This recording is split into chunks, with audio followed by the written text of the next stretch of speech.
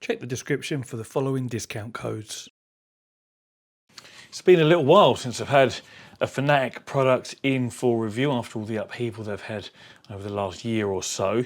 And I know a lot of you keep asking me about the GT cockpit from them, whether I'm going to review it or not, and I will. I've spoken to them. They were just waiting on some review stock availability, so I will get one out and I will get it reviewed. I had the conversation when we spoke about this, which is, of course, you may well recognise it, the Porsche Vision GT wheel, officially licensed Gran Turismo product, officially licensed from Porsche, of course, too.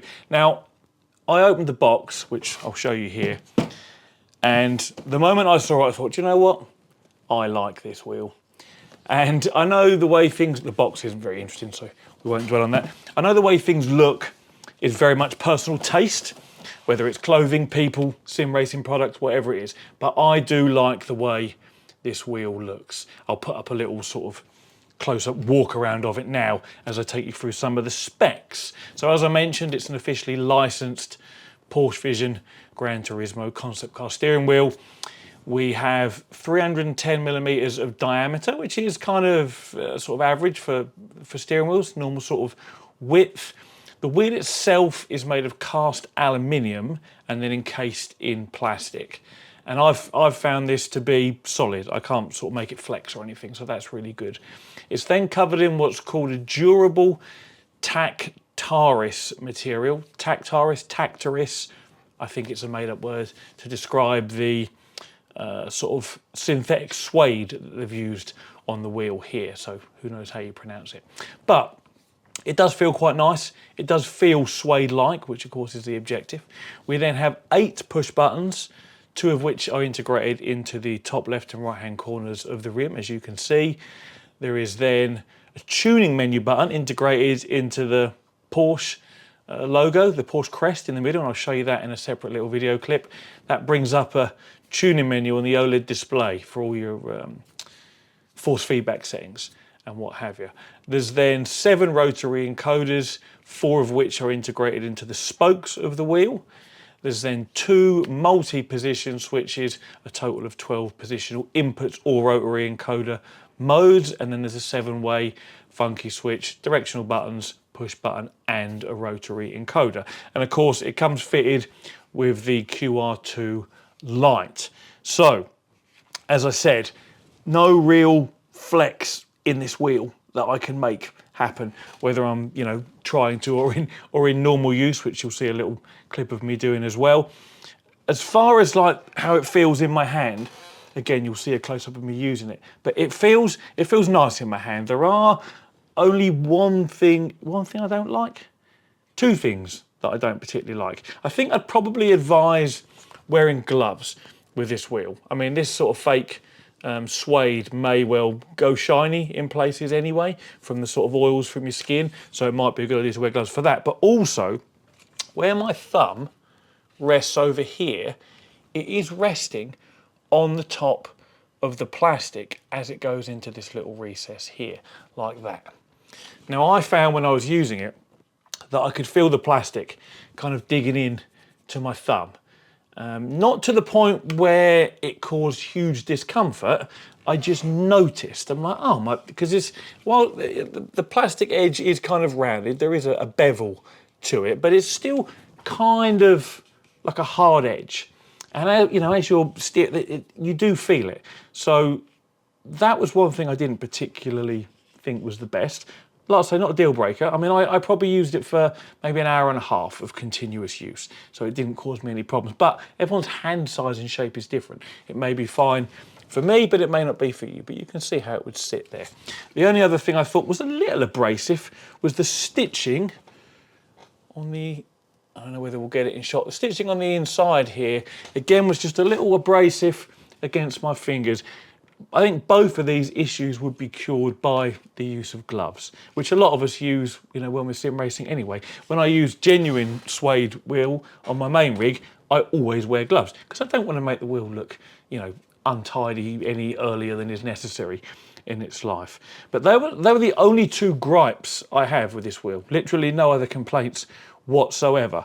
It feels weighty, the build quality feels good. As I say, there's no real flex to it. Yes, it's a QR2 light, but you see me testing it using a CSL DD at 8 Newton meters, absolutely fine. No flex or issues to speak of there. And I do love, as I mentioned, the way it looks. Now, as far as the feel of the buttons and the encoders and the rotaries go, these are probably the nicest feeling buttons and rotaries that I've come across on what I'm going to call a mid-range wheel.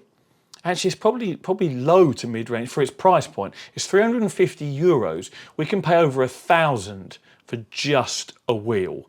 So 350, I mean 1,000 just sounds ridiculous, doesn't it? But we can. So 350 very much puts it down the low end, low to mid from a pricing point of view. You know, a mid-range wheel might be 500 quid, maybe 600 pound. But what's really funny is I said the same thing about the price of cockpits, and it's true. A mid-range cockpit is 500 or 600 pounds. So is a mid-range steering wheel. It's insane, isn't it? But this is sim racing for you. Anyway, for a low to mid-range wheel, yeah, these are some of the nicest I've found. I don't know whether the sound of me pressing them will give you an indication of how solid the buttons feel, but we'll try.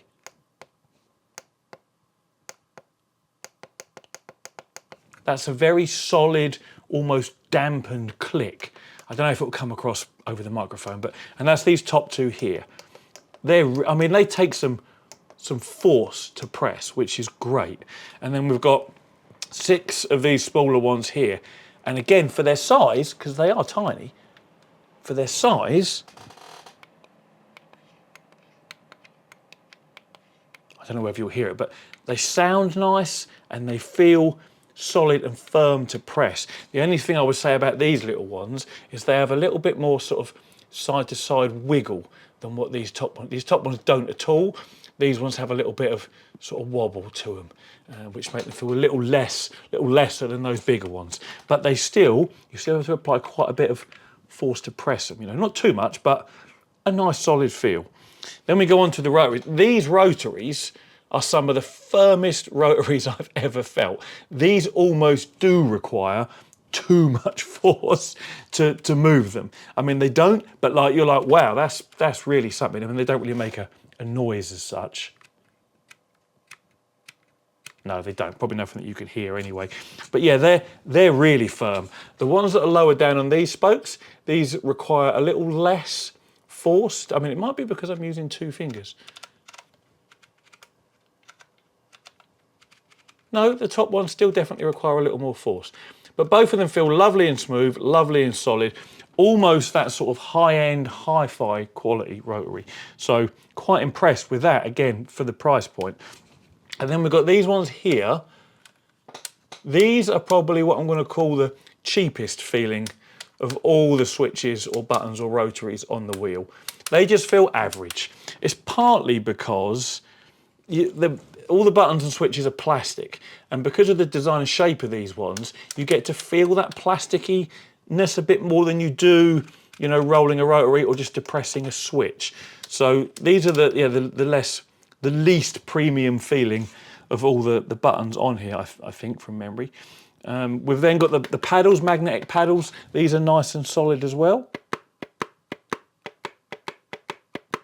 They sound nice, very firm. The travel is very short. Of course, you don't want long ass travel on your paddles because it will increase your gear change time or your finger movement time. Oh, this actually, yeah, I'll take back what I said about these. This probably no, I think these still feel the cheapest of the lot. This also feels a little plasticky. This is your funky, but it still doesn't feel cheap like some other wheels that I've tested in the past. And then finally, we've got the Porsche crest itself. I think that, I'm changing my mind as I'm going through the review. I think that might actually be the cheapest feeling button of them all. Let's have a listen to that.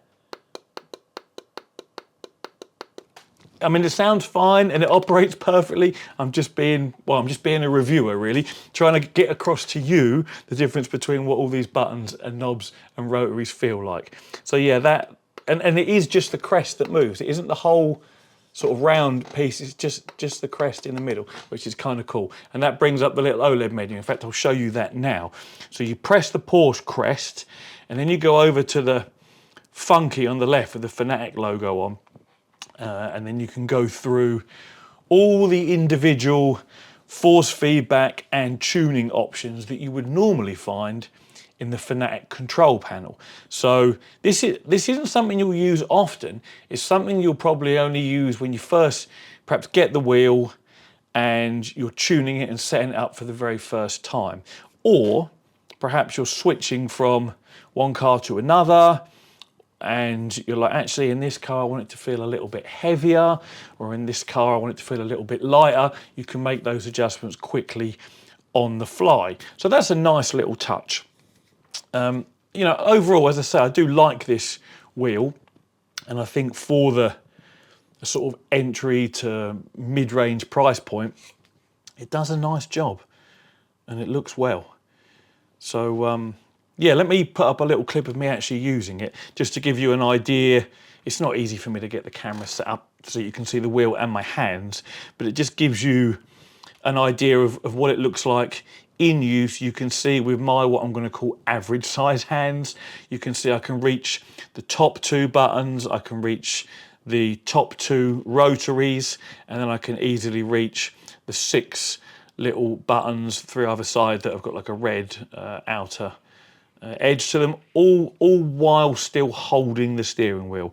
To reach the other rotaries, the 2 rotaries at the bottom, you would need to let go with whichever hand you wanted to use, left or right, and the same for the funky, and then the 2 dials at the bottom as well. And again, the same goes for the, you know, pressing the Porsche crest in the middle, you'd need to let go. But if you're adjusting things in the force feedback menu, you probably pause the game to do it anyway, so it doesn't really matter.